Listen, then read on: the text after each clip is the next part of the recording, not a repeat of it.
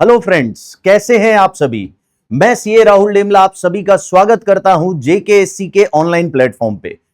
आज हम पढ़ेंगे एडवांस अकाउंट्स, जो आपका पेपर 1 सीए इंटर में पेपर 1 के नाम से है एडवांस अकाउंट्स। आपको मैं बता दूं कि आपके एडवांस अकाउंट्स में इधर देखिए,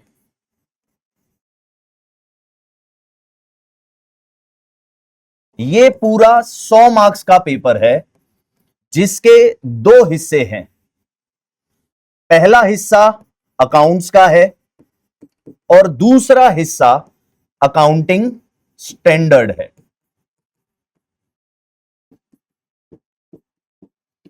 सर, इसमें दो पार्ट्स है। हां, पहला हिस्सा आपका अकाउंट्स का है और दूसरा हिस्सा आपका अकाउंटिंग स्टैंडर्ड का है।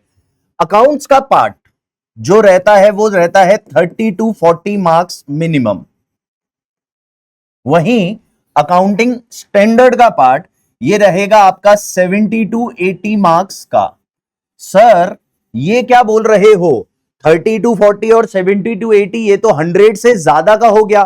तो बच्चों, मैं आपको बता दूं, 16 नंबर का आपका एक क्वेश्चन, 14 नंबर का जो एक क्वेश्चन रहता है वो ऑप्शनल आता है और 4 नंबर में और, तो लगभग आपका पेपर 118 से 120 मार्क्स का आता है। तो उस हिसाब से अपन पूरा स्ट्रेटेजिकली प्लान करेंगे कि हमें कहां कहां पर कितना कितना ध्यान देना चाहिए। तो 30 से 40 मार्क्स का आपका अकाउंट्स का पोर्शन रहेगा, वहीं 70 से 80 मार्क्स का आपका अकाउंटिंग स्टैंडर्ड का पोर्शन रहेगा। ये जो अकाउंट्स का पोर्शन है, इसमें केवल आपको 4 चैप्टर पढ़ने हैं। पहला चैप्टर है आपका बायबैक ऑफ शेयर्स, दूसरा चैप्टर है आपका कंपनीज फाइनल अकाउंट, तीसरा आपका रहेगा इंटरनल रिकंस्ट्रक्शन, और वहीं चौथा चैप्टर जो है वो रहेगा आपका ब्रांच अकाउंट्स। तो स्टूडेंट्स, आप एक बात समझिए, ये 4 चैप्टर मिलकर अगर 40 नंबर का है तो आप सोच सकते हैं ये कितने ही इंपॉर्टेंट हो चुके हैं, क्योंकि इसमें हर अटेम्प्ट में ऑलमोस्ट हर बार एक ना एक पेपर का क्वेश्चन आता है। मैं आपको इंडिविजुअल वेटेज भी बता देता हूं कि ऑन एन एवरेज जो मैंने पास्ट स्टडी देखा कि ये हर बार किस अटेम्प्ट में कितने कितने नंबर का दे रहा है, तो बायबैक का ऑलमोस्ट हर अटेम्प्ट में 7 से 8 नंबर 10 नंबर तक जा रहा है क्वेश्चन। वहीं कंपनी फाइनल अकाउंट्स और इंटरनल रिकंस्ट्रक्शन, इन दोनों का मैक्सिमम 14 नंबर का एक एक क्वेश्चन आ रहा है on an average alternate basis पर आप ये नहीं बोल सकते कि सर इस बार कंपनी का आया तो अगली बार इंटरनल का आएगा, इस बार इंटरनल का आया तो अगली बार नहीं। अभी लास्ट अटेम्प्ट की बात करें तो लास्ट अटेम्प्ट में भी कंपनी फाइनल अकाउंट्स का क्वेश्चन आया था 14 नंबर का और इंटरनल का एक ऑप्शनल क्वेश्चन आ गया था, तो करीबन इन दोनों का वेटेज 20 नंबर का था। वहीं ब्रांच अकाउंट्स भी हर अटेम्प्ट में कम से कम 7 से 8 नंबर का आ रहा है। तो आप ये मान के चलिए हर क्वेश्चन हर अटेम्प्ट में कम से कम 7 से 10 नंबर का आ रहा है, तो इसका वेटेज 30 से 40 नंबर है ही है। अब बात करते हैं अकाउंटिंग स्टैंडर्ड की। तो आपको मैं बता दूं, there are total 29 accounting standard, जिसमें से 2 accounting standard that is AS6 और AS8 ये अब हमारे साथ नहीं रहे, है ना। तो हमें इसका 2 मिनट का शोक भी मनाना चाहिए, लेकिन वो शोक हम क्लास के बाद मनाएंगे। फिलहाल बात करते हैं AS6, ये AS10 में मर्ज हो चुका है और AS8 AS26 में जाकर मर्ज हो चुका है। तो इसका मतलब in numerical there are 27 accounting standards. मैंने क्या किया, इन अकाउंटिंग स्टैंडर्ड्स को 2 हिस्सों में बना दिया। चैप्टर बेस्ड अकाउंटिंग स्टैंडर्ड, यहां पर इसका वेटेज 35 टू 45 मार्क्स रहेगा, और अदर अकाउंटिंग स्टैंडर्ड, इसका वेटेज 40 टू 50 मार्क्स रहेगा average. Chapter based accounting standards में मैंने 4 चैप्टर ले लिए। 4 चैप्टर का मतलब आपका पहला है accounting standard 3, cash flow statement. दूसरा एस 13, इन्वेस्टमेंट अकाउंट्स। तीसरा एस 14, अमालगमेशन। और चौथा एस 21, कंसोलिडेशन। ये जो 4 चैप्टर हैं, आप मान के चलिए दोस्तों, इन चारों में हर अटेम्प्ट में हर बार मैक्सिमम क्वेश्चन आ रहा है। जैसे बात करें एस 3 की, एस 3 है आपका कैश फ्लो स्टेटमेंट, और कैश फ्लो का हर अटेम्प्ट में एवरेज 7 मार्क्स का आप देख सकते हो, हर अटेम्प्ट में 7 मार्क्स का श्योर क्वेश्चन आ रहा है। वहीं एस 13 इन्वेस्टमेंट अकाउंट्स, वो थोड़ा सा मतलब उसका 50-60% प्रोबेबिलिटी है आने की, मतलब ऑल्टरनेट बेसिस पे इसका क्वेश्चन आ रहा है, लेकिन एक इंपॉर्टेंट चैप्टर है, क्योंकि इसका भी अगर देखा जाए तो हर 2 अटेम्प्ट 3 अटेम्प्ट में कम से कम 2 बार माना जा सकता है कि इसका क्वेश्चन आ रहा है। और इसका भी क्वेश्चन 7 से 8 7 से 8 7 से 8 आ रहा है। लेकिन ये जो 2 चैप्टर हैं, they are star mark questions, मतलब इन दोनों का हर अटेम्प्ट में पेपर आ ही रहा है, हर पेपर में 14-14 मार्क्स का इसका कवरेज है। तो आप मान के चलिए ये 2 चैप्टर मिलकर 28 मार्क्स कवर कराते हैं। बेहतरीन चैप्टर है ना। हम धीरे धीरे पढ़ेंगे कैसे क्या होता है, बट फिलहाल अभी के लिए हम एक स्ट्रेटजी बना रहे हैं कि कौन से में कितने कितने मार्क्स का चैप्टर आता है, ताकि हमें आगे चल के जब हमें युद्ध लड़ने जाना है तो पहले ही रणनीति की जरूरत पड़ेगी। तो इसीलिए आज हम एक रणनीति डिसाइड करेंगे कि किस में कितना वेटेज रहता है।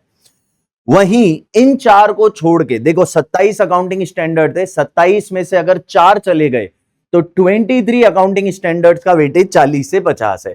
अब कई बच्चे ऐसा सोचते हैं कि सर तो ये इतने इंपॉर्टेंट नहीं है, हम ये 4 और 4 8 चैप्टर पढ़ लें तो हमारा मैक्सिमम कवर हो जाएगा, तो हम इसी में पास हो जाएंगे। ऐसा नहीं होता है बच्चों। मैं आपको बता दूं, ये जो 40 से 50 मार्क्स का है, ये आपके लिए मतलब स्कोर कराने में बहुत हेल्पफुल रहेगा। ये जो अदर एएस हैं, ये कंपलसरी क्वेश्चंस में, जैसे आपका ऑब्जेक्टिव आते हैं 30 मार्क्स के, तो 30 में से आप मान के चलो 20-22 मार्क्स के इसमें से आ रहे हैं, तो ये बहुत ही ज्यादा इंपॉर्टेंट है। चलो, ये तो एक बार हमने थोड़ी सी स्ट्रेटजी बना ली, लेकिन आज हम अपना पहला चैप्टर बायबैक को शुरू करेंगे। शुरू करते हैं पहला चैप्टर अपना बायबैक, जिसका एवरेज वेटेज 7 से 8 मार्क्स का रहता है। तो इधर देखिए दोस्तों, बायबैक होता है शेयर्स का, पर यहां पर सवाल है कौन से शेयर्स का बायबैक किया जाता है। तो there are 2 types of shares, एक होता है प्रेफरेंस शेयर और एक होता है इक्विटी शेयर। आपने पढ़ा था कि प्रेफरेंस शेयर्स को रिडीम करा जाता है, ये फाउंडेशन में आप सभी पढ़कर आए हैं, रिडम्पशन ऑफ प्रेफरेंस शेयर। तो उस पे हम नहीं जाएंगे, तो हम बायबैक पढ़ेंगे। पर रिडम्पशन में क्यों बोल रहा हूं, क्योंकि मैं आपको बता दूं, accounting point of view redemption का और बायबैक का is same to same. Sir मतलब आप मुझे एक बात बताएं कि आपने रिडम्पशन में क्या देखा था। सर मैंने रिडम्पशन में देखा था, शेयर लेते हैं, हम उनको पैसा देते हैं और उन्हें बड़े प्यार मोहब्बत से कहते हैं कि सर आपका काम खत्म हो गया, आप निकलिए। तो मैं इसको ऐसे समझता हूं कि आपने उसकी अकाउंटिंग कुछ इस प्रकार करी थी, शेयर लो, पैसे दो और प्यार से बोलो सर प्लीज निकलिए। निकलिए कहां से? हमारी बैलेंस शीट से। जब आपने रिडम्पशन पढ़ा था तो आपने यह देखा था कि जब हम शेयर लेते हैं और उन्हें पैसा देते हैं, तो उसके बाद हम सारे प्रेफरेंस शेयर को अपनी बैलेंस शीट से हटा देते हैं। तो मैं बोलना चाहता हूं, निकलिए हमारी बैलेंस शीट से, मतलब उन्हें बैलेंस शीट से हटाना है। वहीं बायबैक होता है इक्विटी शेयर्स का। इक्विटी शेयर्स का बायबैक क्यों बोला जाता है? क्योंकि रिडम्पशन में कंपलसरीली आपको पैसा लौटाना जरूरी होता है। आपने जब फाउंडेशन पढ़ा था तो आपने फाउंडेशन में ये देखा था कि सर रिडीम करना है तो हर शेयर का रिडम्पशन होना कंपलसरी होता है।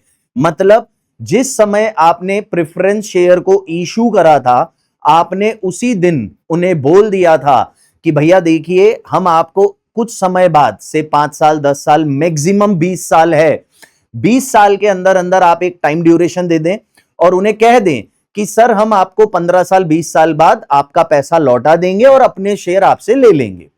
लेकिन इक्विटी के साथ ऐसा कोई वादा नहीं किया जाता है। फिर भी एक ऑप्शन दिया गया है कंपनी एक्ट में कि आप चाहो तो इक्विटी से उसके शेयर खरीद सकते हो, उसे उसका पैसा दे सकते हो और बड़े ही प्यार से बोल सकते हो सर प्लीज निकलिए मेरी बैलेंस शीट से। तो यहां पर अकाउंटिंग दोनों की सेम है। दोनों केस में रिडम्पशन में अगर मैं ऐसे बोलूं शेयर लो, पैसे दो और थैंक यू, सिंपल बोल दो थैंक यू। वहीं प्रेफरेंस शेयर के रिडम्पशन में जो अकाउंटिंग करेंगे वही बायबैक में होगी कि सर शेयर लीजिए, पैसे दीजिए और उसे बोलिए सर थैंक यू। दोनों में एज इट इज रहता है, दोनों का अकाउंटिंग सेम रहता है। फिर सर अलग क्यों है? क्योंकि रिडम्पशन में आपको 100% पैसा लौटाना जरूरी है, पर बायबैक में ऐसा कोई कंपल्सन नहीं होता है। और बायबैक आप कर रहे हो इक्विटी का। हमने एक जगह और पढ़ा है कि equity are the real owner whereas preference are treated as liability. तो लाइबिलिटी का तो पैसा उसे चुकाना जरूरी है, बट ओनर का पैसा लौटा दो। तुम ओनर से उसको उसका पैसा लौटा के उसको बोलोगे चल भाई ओनर तेरा काम खत्म निकल, तो भाई एक बात बताओ, जब तुम ओनर से उसका पैसा ही ले लोगे तो ओनर कहां का रहा? इसलिए लीगल पॉइंट ऑफ व्यू से, प्रोविजन पॉइंट ऑफ व्यू से बायबैक में एक ह्यूज लिस्ट है जो आपको फॉलो करनी पड़ती है। जब आपने रिडम्पशन पढ़ा था तब आपने देखा था कि हमें एज सच कोई लंबी लिस्ट फॉलो करने की जरूरत नहीं होती है। रिडम्पशन में हमें सिर्फ 2 बातों का ध्यान रखना पड़ता है दोस्तों। पहला, फुल्ली पेड होना चाहिए और दूसरा टीआरआर, कैपिटल रिडम्पशन रिजर्व में हमें अमाउंट को ट्रांसफर करना चाहिए। लेकिन बायबैक में ऐसा नहीं है। बायबैक में आपको एक ह्यूज लिस्ट फॉलो करनी पड़ेगी। तो आज हम अपनी जर्नी उसी ह्यूज लिस्ट पर ध्यान देंगे जो प्रोविजंस हैं, बायबैक के प्रोविजंस है, कानून है कि हमें कौन कौन से लीगल चीजों का ध्यान में रखना जरूरी है। तो शुरू करते हैं बायबैक ऑफ शेयर्स।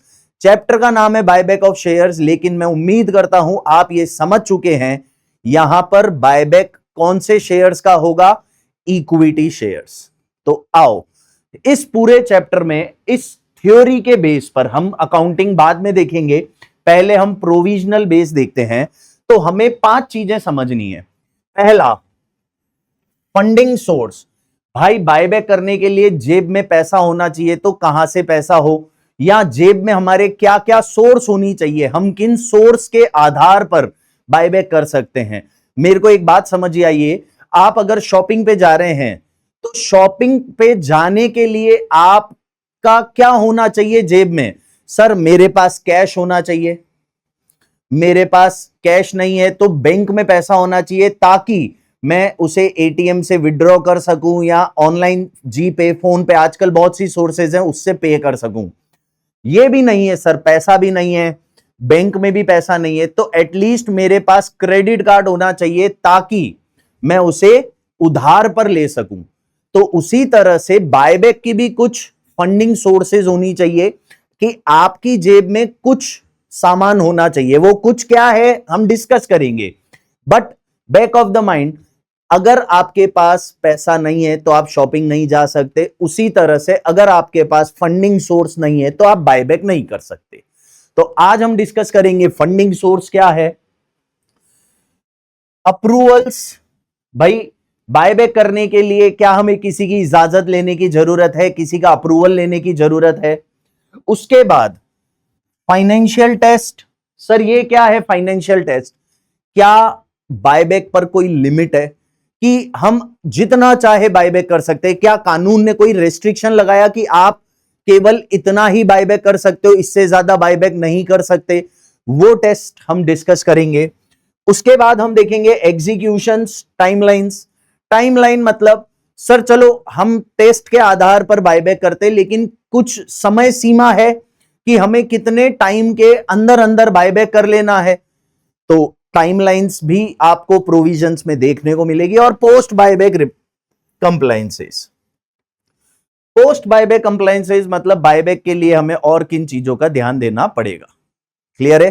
तो शुरू करते हैं। सबसे पहला, authorised pool of capital repurchase. मतलब यह है कि अगर आपको बायबैक करना है तो आपकी जेब में क्या क्या चीजों का होना जरूरी है। जैसे शॉपिंग पे जाना है तो आपकी जेब में पैसा होना जरूरी है। अगर कैश है तो आप सोच सकते हो, अगर आपके पास बैंक में पैसा है तो आप सोच सकते हो कि वहां पर मैं ऑनलाइन पेमेंट कर दूंगा, डेबिट कार्ड स्वैप करा दूंगा, एटीएम से विड्रॉ कर लूंगा। न अगर आपके पास न तो कैश है ना ही बैंक में पैसा है, लेकिन आपके पास क्रेडिट कार्ड है, तो भी आप एक बार शॉपिंग पे जा सकते हो क्रेडिट कार्ड को स्वैप करवा के।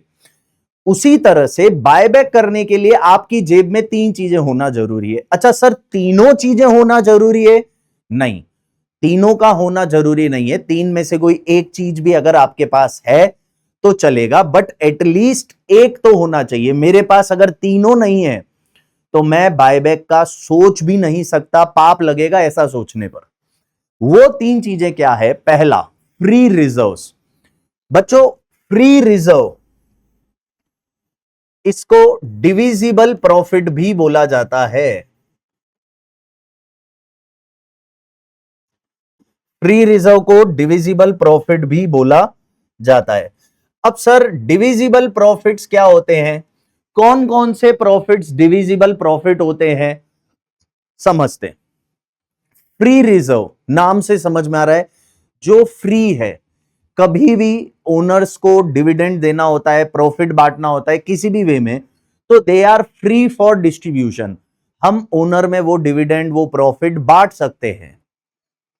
अब सवाल ये कि कौन से प्रॉफिट्स को फ्री प्रॉफिट्स बोला जाता है? इसका दूसरा नाम है डिविजिबल प्रॉफिट्स। तो कुछ सेलेक्टेड प्रॉफिट्स हैं जिनके लिए इसको कुछ बोलने की जरूरत नहीं है, उनका नेचर ही क्या होता है, वो फ्री रिजर्व्स होते हैं। जैसे पहला होता है statement of P and L, दूसरा जनरल रिजर्व, तीसरा रेवेन्यू रिजर्व, चौथा रिजर्व फंड, और पांचवा डिविडेंड इक्वलाइजेशन रिजर्व। ये पांच रिजर्व ऐसे हैं कि अगर तुम्हें ये इस नाम के प्राणी दिख जाएं तो आप समझ जाइएगा ये एक फ्री रिजर्व है। वापस से रिवाइज करते हैं। पहला P and L, statement of P and L, दूसरा जनरल रिजर्व, तीसरा रेवेन्यू रिजर्व, चौथा रिजर्व फंड, और पांचवा डिविडेंड इक्वलाइजेशन रिजर्व। इसके अलावा हो सकता है क्वेश्चन में वो कोई hint they they, capital reserve out of which 20,000 is available for dividend, तो आप मानोगे वो 20,000 फ्री रिजर्व है। लेकिन इसके अलावा इन पांच के लिए इसको बोलने की जरूरत नहीं है। तो ये पांचों रिजर्व्स फ्री रिजर्व होते हैं। That means they are available for distribution of profit at any point of time. इन्हें कभी भी बांटा जा सकता है। तो आपकी जेब में या तो फ्री रिजर्व होना चाहिए या फिर सिक्योरिटी प्रीमियम। आप चेक कर लो, सिक्योरिटी प्रीमियम इन पांच नामों में नहीं आ रहा है, इसका मतलब सिक्योरिटी प्रीमियम एक फ्री रिजर्व नहीं है। तो आपके पास या तो फ्री रिजर्व हो या आपके पास सिक्योरिटी प्रीमियम हो, या फिर सर न तो मेरे पास फ्री रिजर्व है ना ही मेरे पास सिक्योरिटी प्रीमियम है, तो तीसरा एक और ऑल्टरनेट दे रखा है, proceeds of fresh issue. Sir ये क्या होता है? आप नए शेयर बेचकर भी उसे यूज कर सकते हो। अच्छा, घबराइए मत, ये तो चलो थ्योरी था, लेकिन मैं आपको वादा करता हूं, मैं आपको इसे प्रैक्टिकली प्रूव करके बताऊंगा कि why these three sources are required for buyback of shares. आपके पास तीनों में से एक भी चीज है तो आप बायबैक कर सकते हो, लेकिन अगर आपके पास एक भी चीज नहीं है तो आप बायबैक का सोच भी नहीं सकते। कैसे प्रैक्टिकली प्रूव करूंगा, उसके लिए आपको थोड़ा समय मुझे देना पड़ेगा, क्योंकि बिना लॉ पढ़े, बिना प्रोविजन पढ़े, बिना कानून पढ़े हम ये नहीं डिस्कस कर पाएंगे कि ये कैसे जरूरी है। तो हम आगे के प्रोविजंस को डिस्कस करते हैं। आ जाओ दोस्तों, सबसे पहला ऑथोरिटी, अप्रूवल। मैंने आपको बताया था कि हमें अप्रूवल की जरूरत है। यहां पर अप्रूवल क्यों जरूरी है, सवाल मन में यह आ जाता है कि क्यों भाई आप ओनर से उसकी ओनरशिप छीन रहे हो। आप कर क्या रहे हो, आप शेयर होल्डर को बोल रहे हो भैया आपके शेयर दे दो मुझे, आप पैसा ले लो और प्लीज निकलो मेरी बैलेंस शीट से। अगर आप ऐसा करोगे तो इससे हो क्या रहा है, शेयर होल्डर कौन होता है, ओनर।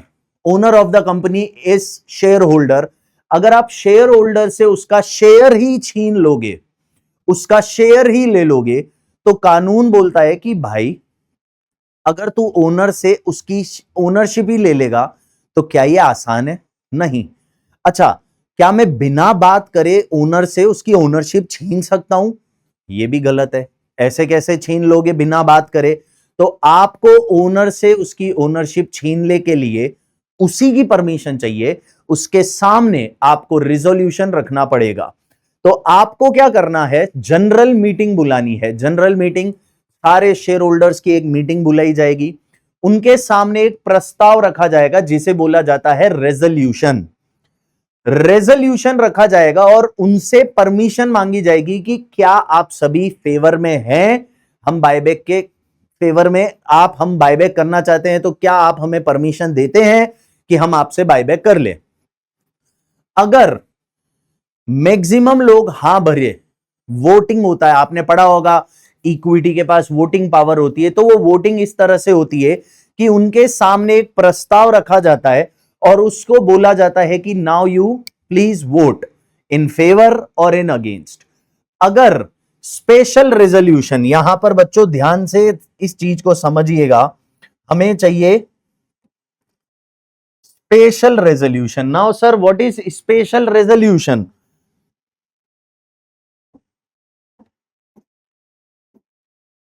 स्पेशल रेजोल्यूशन क्या होता है,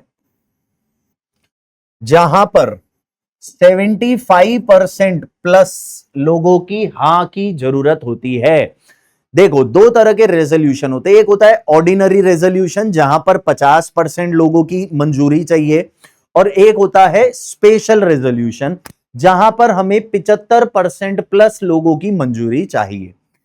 क्योंकि ये एक बड़ा डिसीजन है, इसलिए हमें ज्यादा लोगों की मंजूरी चाहिए। दैट मींस मैक्सिमम लोग हमारे फेवर में हो।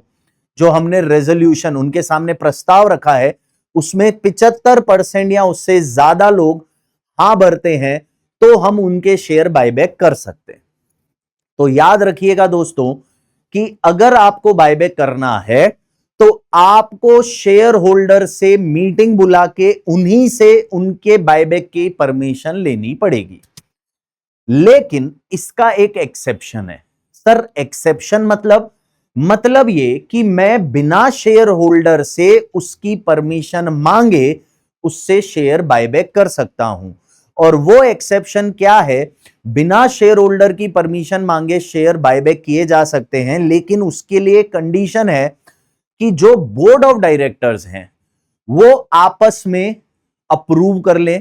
जैसे 10 बोर्ड ऑफ डायरेक्टर हैं तो मोर देन 50%, दैट इज 10 का 50% 5 होता है, तो उससे ज्यादा होना चाहिए। मतलब 6 लोग बायबैक के लिए अप्रूवल दे दे, प्लस मैक्सिमम बायबैक बिना शेयर होल्डर की परमिशन के। आप ध्यान से सुनिएगा ये बात, शेयर होल्डर से परमिशन लेके तो आप ज्यादा कर सकते हो बायबैक, लेकिन अगर आप शेयर होल्डर से बिना परमिशन लिए भी बायबैक करना चाहते हो तो पहला बोर्ड ऑफ डायरेक्टर को रेजोल्यूशन पास करना पड़ेगा,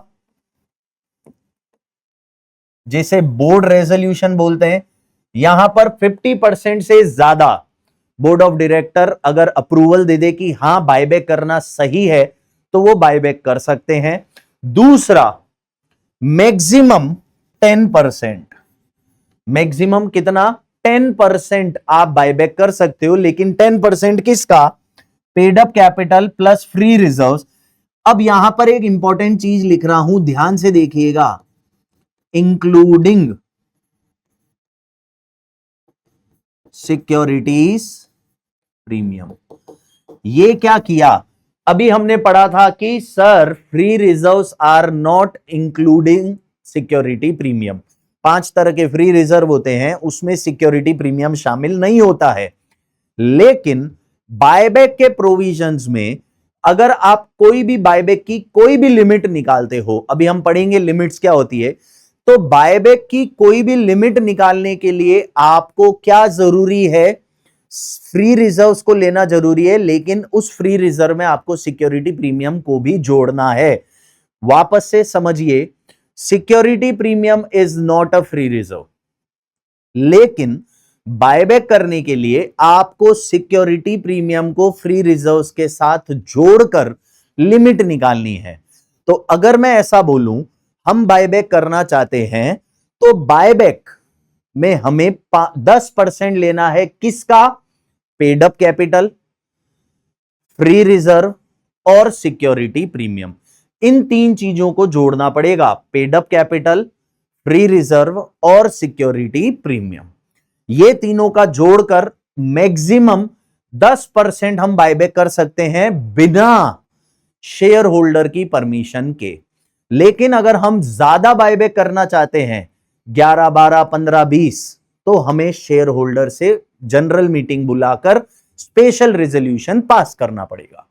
तो अगर दोस्तों लिमिट की बात करूं, मैं अप्रूवल की बात करूं, तो अप्रूवल में मुझे शेयर होल्डर का अप्रूवल चाहिए। अगर मैं शेयर होल्डर का अप्रूवल चाहता हूं, तो मुझे उसे एक स्पेशल रेजोल्यूशन पास करके अप्रूवल लेना पड़ेगा। वहीं बिना अप्रूवल के, शेयर होल्डर से बिना पूछे भी हम बायबैक कर सकते हैं, लेकिन उसमें 2 बातों का ध्यान रखना पड़ेगा। पहला, आपको बायबैक करने के लिए बोर्ड रेजोल्यूशन पास करना पड़ेगा, मतलब बोर्ड ऑफ डायरेक्टर अप्रूवल दे दें। और दूसरा जो है, मैक्सिमम आप 10% का अप्रूवल दे सकते हो, मतलब बोर्ड ऑफ डायरेक्टर के पास पावर तो है बायबैक करने की, मगर वो मैक्सिमम 10% है। 10% से अगर आप ज्यादा बायबैक करना चाहते हो, तो उसके लिए आपको शेयर होल्डर का अप्रूवल लेना ही पड़ेगा। यहां तक कोई दिक्कत? हमने यहां तक 2 पॉइंट्स डिस्कस करे। पहला, सोर्स, हमारा सोर्स क्या होना चाहिए। अगर मैं बायबैक करना चाहता हूं, तो मेरे पास 3 चीजों में से एक चीज होनी चाहिए, और तीनों है तो बेस्ट है ना। पर वो 3 चीजें क्या, पहला फ्री रिजर्व, दूसरा सिक्योरिटी प्रीमियम, और तीसरा आपका है fresh issue, proceeds of fresh issue. दूसरा हमने डिस्कस किया अप्रूवल, किसके पास अप्रूव करने की पावर है, तो बोर्ड ऑफ डायरेक्टर के पास पावर है बिना शेयर होल्डर से पूछे अप्रूव करने की, लेकिन उनके पास जो पावर है वो केवल 10% की है। और अगर आप 10% से ज्यादा बायबैक करना चाहते हो, तो आपको शेयर होल्डर से स्पेशल रेजोल्यूशन, मतलब 75% प्लस का अप्रूवल की रिक्वायरमेंट होगी। यहां तक अपन ने डिस्कस कर लिया पहले के 2 पॉइंट्स, सोर्स क्या होना चाहिए, अप्रूवल क्या होना चाहिए। इसके बाद हम डिस्कस करेंगे सबसे इंपॉर्टेंट 3 स्टैट्यूटरी क्वांटिटेटिव टेस्ट। ये क्या होता है, 3 टेस्ट। अब आपको मैंने शुरुआत में एक बात बोली थी, याद हो तो दोस्तों, हमने बोला था हम बायबैक की अकाउंटिंग जो करते हैं, उस बायबैक की अकाउंटिंग में हम करते क्या है, हम बायबैक की अकाउंटिंग में क्या करते हैं, तो सर हम बायबैक की अकाउंटिंग में करते हैं शेयर लो, पैसा दो, और बोलो प्लीज सर थैंक यू, आपका काम खत्म हुआ, निकलिए। शेयर लो, तो इस पर कंपनी एक्ट ने बताया कि शेयर लो तो कितने लो, पैसा दो, पैसा दो तो कितना दो, और प्लीज आप उन्हें बोलिए कि निकलिए। तो जब वो निकलेंगे तो हमारी बैलेंस शीट से कैपिटल कम हो जाएगी। तो भाई कैपिटल कम होने के बाद हमारा क्या होगा, डेट इक्विटी। तो याद रखना इन 3 चीजों पर, शेयर लो, पैसा दो और थैंक यू बोल दो।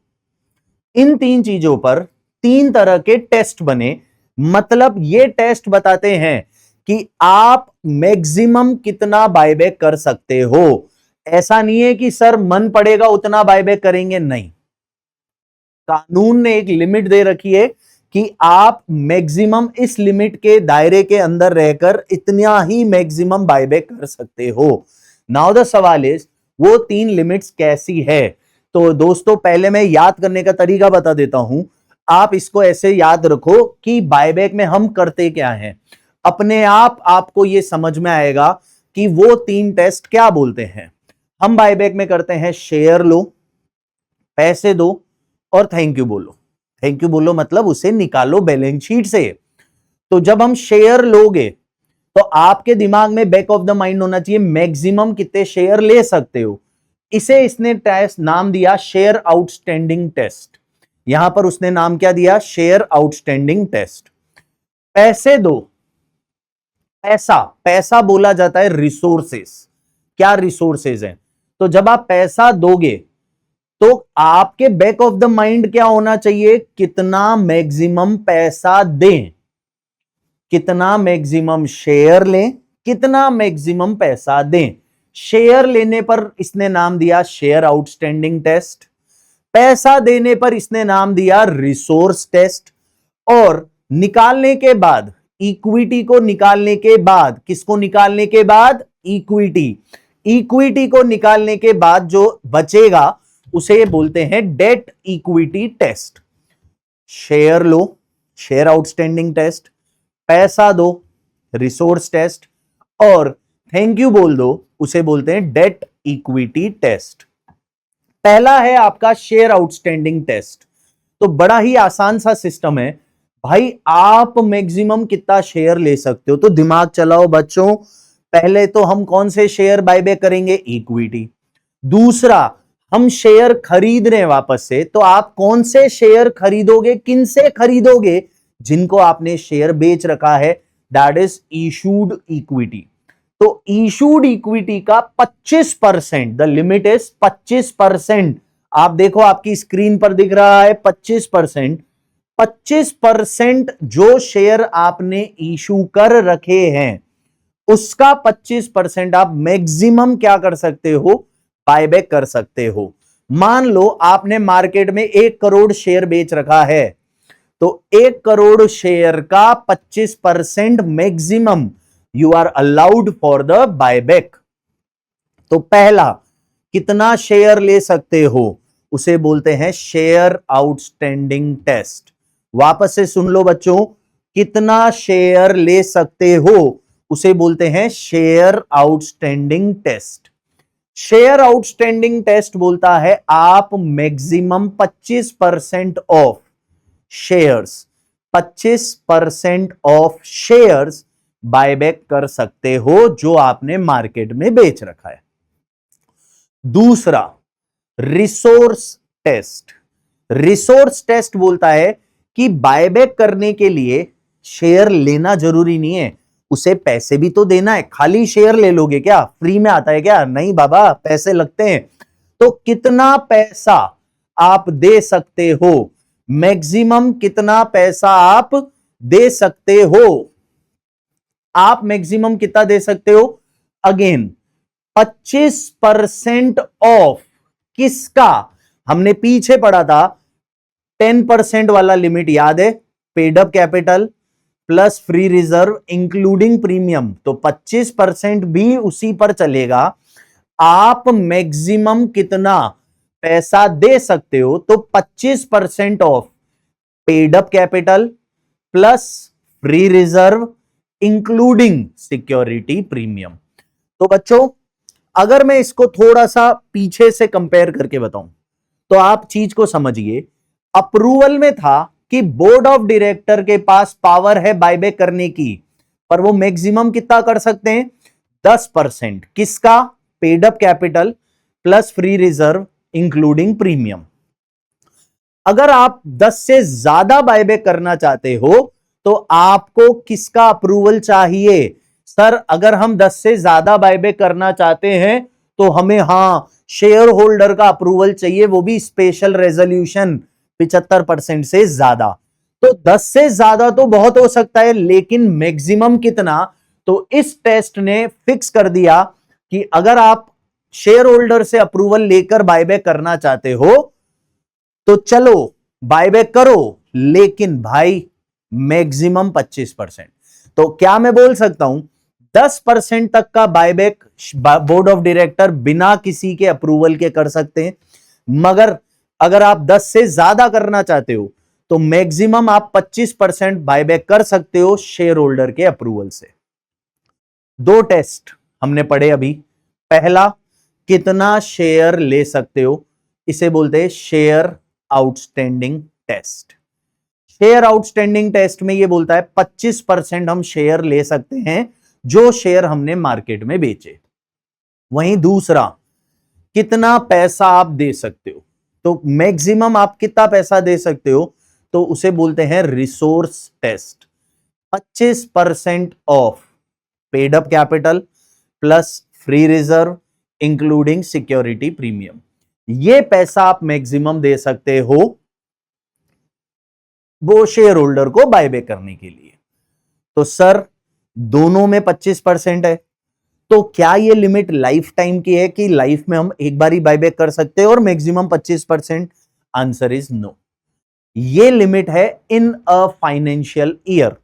एक फाइनेंशियल ईयर में आप 25% का बायबैक कर सकते हो, लाइफ टाइम नहीं है, इन अ फाइनेंशियल ईयर है।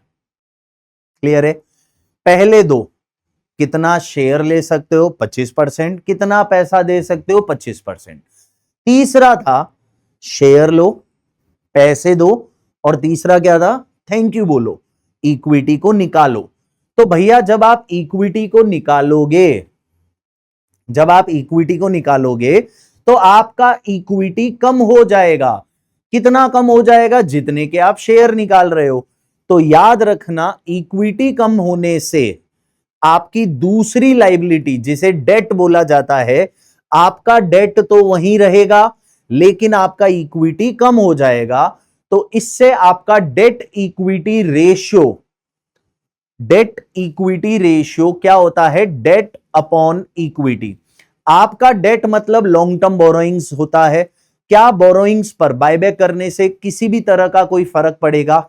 नहीं सर, बोरोइंग्स पे क्या फर्क पड़ेगा? बोरोइंग्स तो वही रहने वाली है। तो बोरोइंग्स अगर वही रहेगी, लेकिन बायबैक करने से हमने इक्विटी को बोला आप निकलो, तो जो इक्विटी था वो कम हो जाएगा।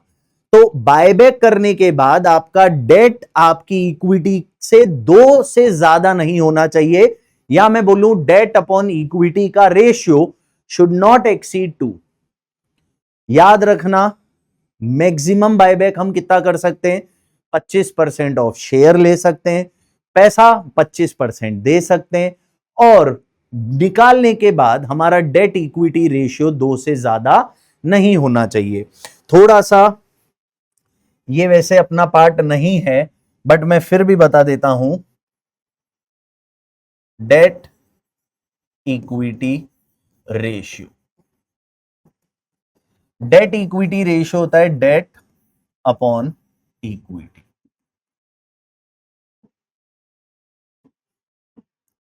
जहां पर डेट का मतलब होता है long term borrowings, loans etcetera, वहीं इक्विटी का मतलब होता है paid up capital plus free reserves including securities premium.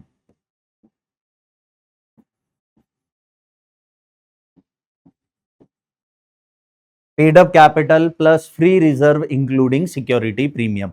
तो अगर आपको याद हो, तो ये जो इक्विटी आपको दिख रहा है, हम इसका 25% बायबैक कर सकते हैं। मान लो ये 100 रुपए का है, ये 150 रुपए का है, तो अगर मैंने 100 रुपए का 25% बायबैक किया तो ये 75 हो गया और ये 150 ही रहा। तो 150 अपॉन 75 कितना हुआ सर? 2 हुआ। 2 है चलेगा, लेकिन अगर ये 150 की जगह डेट अगर 160 हुआ और ये 100 है, तो इसका 25% हम बायबैक कर सकते हैं, 100 का 25% होता है 25 रुपए। बायबैक करने के बाद आप इक्विटी को जब निकालोगे तो 100 माइनस 25 75 हो गया।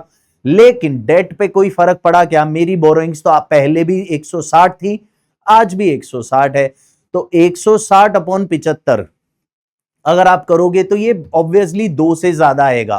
तो कानून इसकी परमिशन नहीं देता।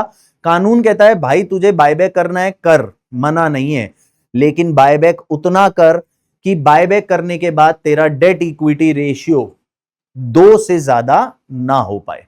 तो फटाफट से एक बार फिर से तीनों लिमिट्स देख लेते हैं।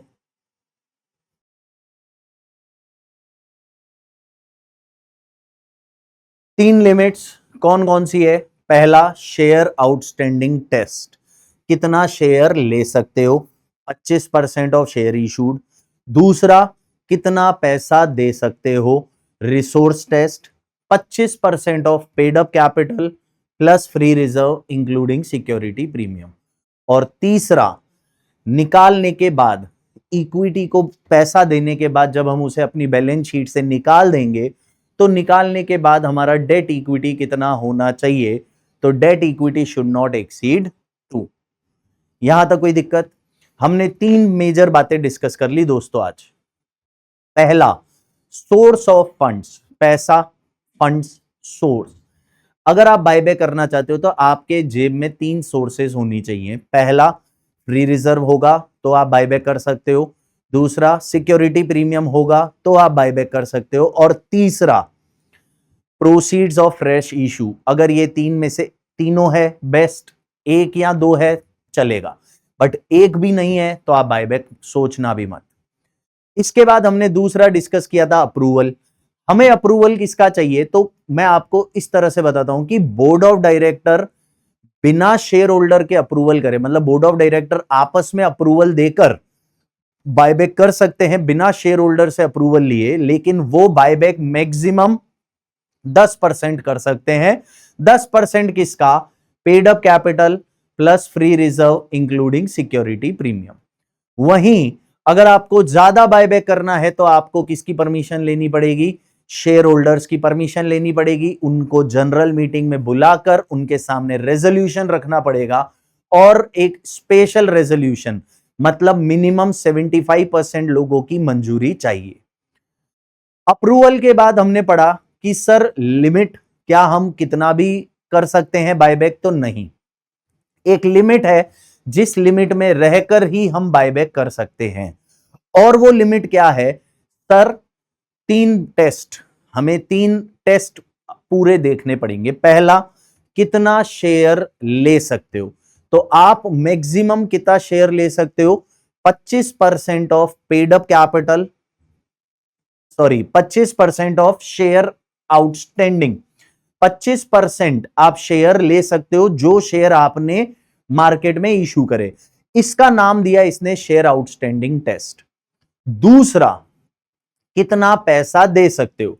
आप मैक्सिमम कितना पैसा दे सकते हो? तो ये बोलता है आप maximum 25% of paid up capital plus free reserve including security premium का पैसा दे सकते हो।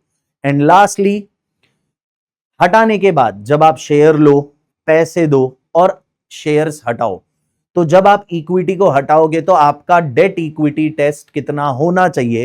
तो ये बोलता है मैक्सिमम डेट इक्विटी टेस्ट 2 से ज्यादा नहीं होना चाहिए। आपका डेट अपॉन इक्विटी 2 से एक्सीड नहीं करना चाहिए। इसके बाद नेक्स्ट हम देखेंगे मैंडेटरी बायबैक की कंप्लायंसेस। क्या बहुत जरूरी है चीजें जिसका आपको बहुत ध्यान रखना है। पहला, एओए में ऑथराइजेशन जरूरी है। सर एओए क्या होता है? आर्टिकल ऑफ एसोसिएशन आप सभी ने पढ़ रखा है, जहां पर कंपनी के रूल्स रेगुलेशंस लिखे जाते हैं, उसे आर्टिकल ऑफ एसोसिएशन कहा जाता है। तो कानून कहता है कि आपके कानून में, आपकी रूल्स रेगुलेशंस में, एओए में ये स्पेसिफिकली मेंशन होना चाहिए कि आप बायबैक कर सकते हो। आपके एओए में ये लिखा होना चाहिए कि आप बायबैक कर सकते हो। सवाल ये कि अगर आपके एओए में नहीं है तो आप बायबैक नहीं कर सकते। लेकिन इसका दूसरा रास्ता मैं बताता हूं दोस्तों, पहले आप एओए में चेंज कर दो। पहले आप क्या करो? एओए आर्टिकल ऑफ एसोसिएशन में अमेंडमेंट कर दो, उसमें लिख दो, और उसके बाद मतलब सिंपल शब्दों में जब तक आपने एओए में नहीं लिखा आप बायबैक नहीं कर सकते। अगर आपके एओए में है तो आप बायबैक करना, नहीं है तो मत करना। पहला सिंपल सा है, एओए में होना चाहिए। दूसरा, अगर आप एक लिस्टेड कंपनी हो, बायबैक करने के लिए आपको कंपनी होना चाहिए और लिस्टेड कंपनी। अब सवाल ये आता है कि सर लिस्टेड अनलिस्टेड क्या होता है? तो आपने ये देखा होगा कि security exchange board of India, SEBI, है ना, जो भी लिस्टेड कंपनी है उस पर ध्यान रखती है कि उससे लोगों के कोई दिक्कत ना हो, पब्लिक इंटरेस्ट पे काम करती है। अब एक लिस्टेड कंपनी कौन सी होती है? एक रिकॉग्नाइज्ड स्टॉक एक्सचेंज होता है ना, बीएससी, एनएससी। तो वहां पर जो शेयर मार्केट चलता है वहां पर आपको लिस्टिंग करवाई जाती है ना। ये सारी डिटेल्स आप लॉ में पढ़ोगे, लिस्टिंग कैसे होती है, क्या होता है। फिलहाल अगर आप एक लिस्टेड कंपनी हो तो सेबी ने जो गाइडलाइंस दी बायबैक से रिलेटेड कि आपको ऐसा करना है, ऐसा नहीं करना है, ये करना है, ये नहीं करना है, ये भी हम बाद में डिस्कस करेंगे कि सेबी ने क्या गाइडलाइंस दी। लेकिन आपको जो सेबी ने गाइडलाइंस दी है आपको उसका बहुत ध्यान रखना पड़ेगा। मतलब ऐसा नहीं है कि बायबैक करने में मुझे सिर्फ और सिर्फ कंपनी एक्ट को देखना है, जो कानून कंपनी एक्ट में प्रोविजन में लिखा है उसे फॉलो करना है।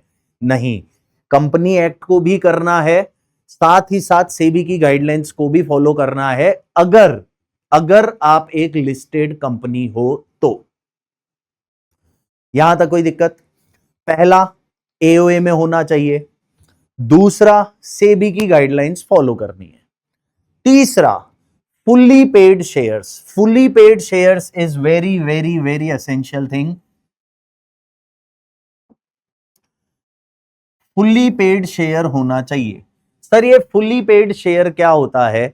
मतलब ये कि जो फेस वैल्यू का पैसा है कंपनी ने पूरा पैसा तुमसे मांग लिया और कंपनी के पास पूरा पैसा आ चुका है। कंपनी आपसे पूरा पैसा मांग चुकी है और कंपनी के पास पूरा पैसा आ चुका है तो उसे फुल्ली पेड बोला जाता है। सर अगर फॉर एग्जाम्पल 10 रुपए का शेयर है, कंपनी ने 8 रुपए मांगे और 8 रुपए पूरे आ गए, पूरे 8 रुपए रिसीव हो गए, क्या ये 8 रुपए जो पूरे रिसीव है ये फुल्ली पेड कहलाएगा क्या? कई बच्चों को यहां पर थोड़ी सी मिसअंडरस्टैंडिंग हो जाती है, उनको लगता है कि जितना पैसा मांगा उतना आ चुका है उसे फुल्ली पेड बोलते हैं। तो गलत है बेटा, पेड वर्ड यूज ही किस पे होता है? जितना पैसा मांगा उतना आने पर पेड वर्ड यूज होगा। लेकिन अगर आपने 8 मांगा और 8 आ गया तो उसको 10 रुपए 8 पेड अप के नाम से बोला जाएगा। It is 8 paid up. 8 paid up का मतलब होता है आपने 10 में से 8 मांगा और 8 रुपया आ गया, उसे 8 पेड बोला जाएगा। हां, अगर मैं 10 रुपए मांगू और ये 10 के 10 आ जाएं तो उस पे वर्ड यूज होता है फुल्ली पेड। याद रखना बच्चों, फुल्ली पेड का मतलब होता है, पेड का मतलब होता है जितना पैसा मांगा उतना आ गया, उसे पेड बोलते हैं। इसके पहले जो शब्द है, जैसे इसके पहले 8 रुपए दे रखा है तो इट रिजेंबल कि 8 मांगा 8 आ गया। लेकिन अगर फुल्ली पेड है तो इट रिजेंबल कि मैंने पूरा पैसा मांगा, पूरा मतलब जितनी फेस वैल्यू है मैंने पूरी फेस वैल्यू का पैसा मांगा और पूरी फेस वैल्यू का पैसा आ गया, इसे फुल्ली पेड बोला जाता है। उम्मीद है आपको यह बात समझ में आई। तो आज के बाद ये थोड़ा सा मिसकंसेप्शन अगर किसी के है दिमाग में कि सर जितना पैसा मांगा उतना आने को फुल्ली पेड बोलते हैं, तो वो गलत है। पेड रेफर्स जितना मांगा उतना आ गया, डिपेंड्स कि वो पेड किसके साथ यूज हो रहा है। आपने अगर पूरा पैसा मांगा तो फुल फुल फुल मतलब पूरा, अगर आपने पूरा पैसा मांगा और पूरा पैसा आ गया तो आप वर्ड यूज करोगे फुल्ली पेड। लेकिन अगर आपने पूरा पैसा नहीं मांगा और कुछ कम मांगा लेकिन वो आग पूरा गया है, जैसे आपने 6 रुपए मांगे पूरे 6 आ गए, तो आप वर्ड यूज करोगे 6 पेड अप। आपने 7 रुपए मांगे और वो पूरे आ गए, आप वर्ड यूज करोगे 7 पेड अप। आपने 8 रुपए मांगे और वो पूरे आ गए तो आप वर्ड यूज करोगे 8 पेड अप। तो जितना मांगा उतना आ गया, है ना, तो उसके लिए वो उतना अमाउंट से रेफर किया जाएगा। तो यहां पर बायबैक के लिए कानून बोलता है कि आपका शेयर फुल्ली पेड होना बहुत जरूरी है। फुल्ली पेड का मतलब अगर 10 रुपए का शेयर है तो आपने पूरे 10 रुपए मांग लिए और वो 10 रुपए आ गए तो ही आप बायबैक कर सकते हो। सर अगर मैंने 10 की जगह 8 मांगे और फिर मैं बायबैक करना चाहता हूं तो कानून इसकी इजाजत नहीं देता है। कानून कहता है एक काम कर, अगर तुझे बायबैक करना है तो पहले make the share fully paid, पहले तू पूरे पैसे मांग ले, उसे फुल्ली पेड बना दे और उसके बाद तू आराम से बायबैक कर लेना। लेकिन जब तक शेयर फुल्ली पेड नहीं है आप बायबैक नहीं कर सकते हैं। बड़ा सीधा सा प्रोसीजर है, बायबैक करने के लिए आपका शेयर फुल्ली पेड होना चाहिए। यहां तक कोई दिक्कत? फिर चौथी मैंडेटरी रिक्वायरमेंट जो है वो है कि आपको डिक्लेरेशन ऑफ सॉल्वेंसी देना पड़ेगा। नाउ डिक्लेरेशन ऑफ सॉल्वेंसी क्या होता है? सर कई बार कंपनी की हालत बहुत खराब होती है तो हो सकता है कंपनी के दिमाग में ऐसा आ जाए कि क्यों ना हम अपने आप को इनसॉल्वेंट डिक्लेयर कर दे, क्योंकि हमारी हालत बिल्कुल खराब है और आने वाले टाइम में हमें thank you have a nice day करना है। लेकिन अगर ऐसा होगा तो आप सोचिए लिक्विडेशन में कंपनी को क्या करना पड़ेगा? कंपनी के सारे एसेट्स बेचने पड़ेंगे पहले, फिर उसके बाद लाइबिलिटीज को पैसा देना पड़ेगा, फिर लाइबिलिटी के बाद प्रेफरेंस शेयर को पैसा देना पड़ेगा और लास्ट में नंबर आएगा इक्विटी शेयर का। क्योंकि कंपनी की हालत खराब है तो ये साफ जाहिर है कि कंपनी के पास जो पैसा आने वाला है वो ऑब्वियसली पैसा कम रियलाइज होगा। तो एसिड्स जो बिकेंगे उससे हो सकता है मैं केवल आउटसाइडर को ही पैसा दे पाऊं, या हो सकता है मैं आउटसाइडर को देने के बाद हार्डली प्रेफरेंस को कुछ पैसा दे पाऊं।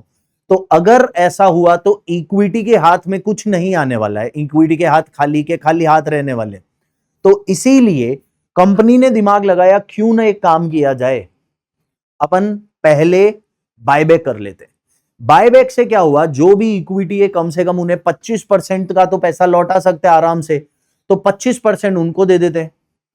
उसके बाद हम कोर्ट जाके इंसॉल्वेंसी डिक्लेयर कर देंगे।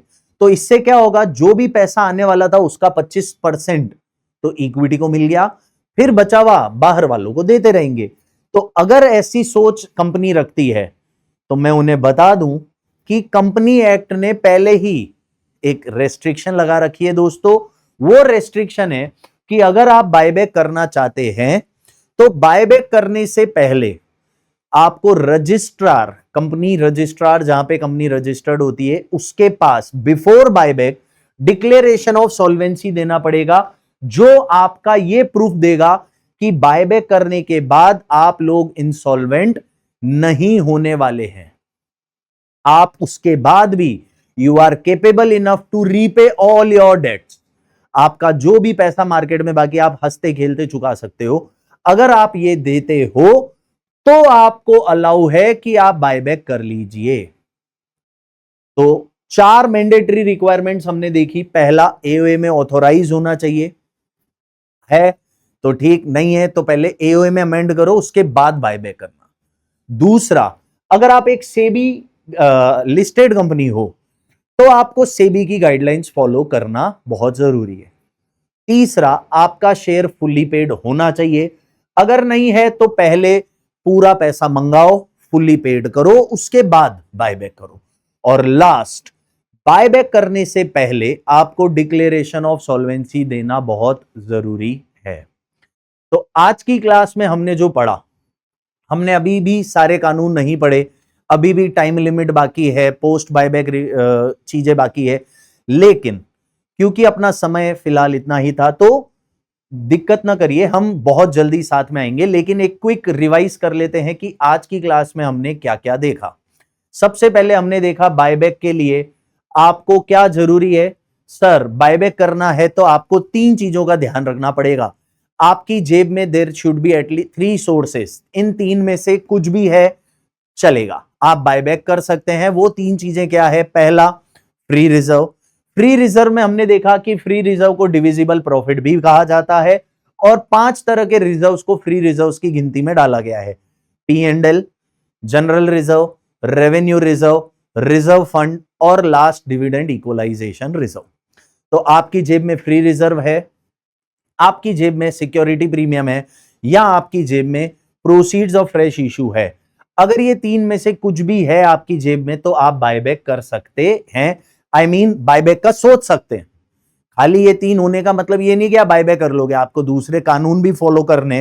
बट बायबैक का सोचना, मेरे को शॉपिंग जाना है तो जेब में पैसा होगा तो सोच सकता हूं शॉपिंग जाऊं, बट उसी तरह से ये तीन चीजें हैं तो आप बायबैक का सोच सकते हैं। फिर हमने पढ़ा अप्रूवल। अप्रूवल में हमने देखा कि बोर्ड ऑफ डायरेक्टर बिना शेयर होल्डर की अप्रूवल के भी बायबैक कर सकते हैं, लेकिन मैक्सिमम बोर्ड अप्रूवल कितना हो सकता है? वो हो सकता है 10%। 10% of paid up capital, free reserve and security premium. वैसे तो सिक्योरिटी प्रीमियम फ्री रिजर्व नहीं होता है, लेकिन यहां पर बायबैक के लिए सिक्योरिटी प्रीमियम को कंसीडर किया जाता है for calculation of the limit of buyback. अगर बोर्ड ऑफ डायरेक्टर 10% से ज्यादा बायबैक करना चाहते हैं तो उन्हें शेयर होल्डर का अप्रूवल चाहिए, और वो भी स्पेशल अप्रूवल चाहिए। That means minimum 75% share holder approve करें कि आप बायबैक कर सकते हो। इसके बाद हमने लिमिट पढ़ा। 3 लिमिट्स होती है। आप बायबैक का अप्रूवल मिल गया, लेकिन मैक्सिमम हम कितना बायबैक कर सकते हैं? तो आप मैक्सिमम बायबैक कर सकते हो एक लिमिट में रहकर, और वो लिमिट क्या है? 3 बातें याद रखना। कितना शेयर ले सकते हो, ये बोलता है शेयर आउटस्टैंडिंग टेस्ट, और शेयर आउटस्टैंडिंग टेस्ट बोलता है आप मैक्सिमम 25% ऑफ शेयर इशूड, जो आपने शेयर इशू करे उसका 25% बायबैक कर सकते हो। दूसरा, कितना पैसा दे सकते हो, ये बोलता है रिसोर्स टेस्ट। रिसोर्स टेस्ट बोलता है कि आप मैक्सिमम 25% पैसा दे सकते हो। किसका? Paid up capital plus free reserve including security premium. इसका 25% तक का मैक्सिमम आप पैसा दे सकते हो। और तीसरा, इक्विटी को निकाल लेने के बाद आपका डेट इक्विटी मिनिमम 2 होना चाहिए, सॉरी मैक्सिमम 2 होना चाहिए। 2 से ज्यादा इक्विटी अलाउड नहीं है। अगर आपका डेट इक्विटी 2 से ज्यादा हो जाता है तो आप बायबैक नहीं कर सकते। कितना शेयर ले सकते हो, शेयर आउटस्टैंडिंग टेस्ट। कितना पैसा दे सकते हो, रिसोर्स टेस्ट। और थैंक यू बोलने के बाद आता है डेट इक्विटी टेस्ट। लास्टली हमने आज जो पढ़ा वो पढ़ा मैंडेटरी रिक्वायरमेंट्स क्या थी। 4 मैंडेटरी रिक्वायरमेंट्स थी। पहला, एओए में ऑथोराइज्ड होना चाहिए, आपके रूल्स रेगुलेशंस में होना चाहिए। दूसरा, अगर आप एक लिस्टेड कंपनी हो तो आपको सेबी गाइडलाइंस का भी ध्यान रखना चाहिए। तीसरा, फुल्ली पेड, केवल और केवल फुल्ली पेड शेयर ही बायबैक हो सकते हैं। अगर आपका शेयर फुल्ली पेड नहीं है तो पहले उसे फुल्ली पेड बनाओ और फिर बायबैक करो, लेकिन फुल्ली पेड नहीं है तब तक बायबैक अलाउड नहीं है। और चौथा, डिक्लेरेशन ऑफ सॉल्वेंसी। बायबैक से पहले आपको रजिस्ट्रार के पास यह डिक्लेयर करना पड़ेगा कि आप इंसॉल्वेंट नहीं होने वाले हो। तो दोस्तों, आज की क्लास हम यहीं समाप्त करते हैं, यहीं खत्म करते हैं, लेकिन मैं जल्दी आऊंगा आगे के नोट्स लेकर, आगे का लेक्चर लेकर, और आगे बहुत सी इंटरेस्टिंग चीजें लेकर। नेक्स्ट क्लास में हम आगे के प्रोविजंस पढ़ेंगे और थोड़ा अकाउंटिंग सीखेंगे कि बायबैक की अकाउंटिंग में क्या क्या किया जाता है। तब तक के लिए thank you, see you, tata, have a nice day दोस्तों। Thank you.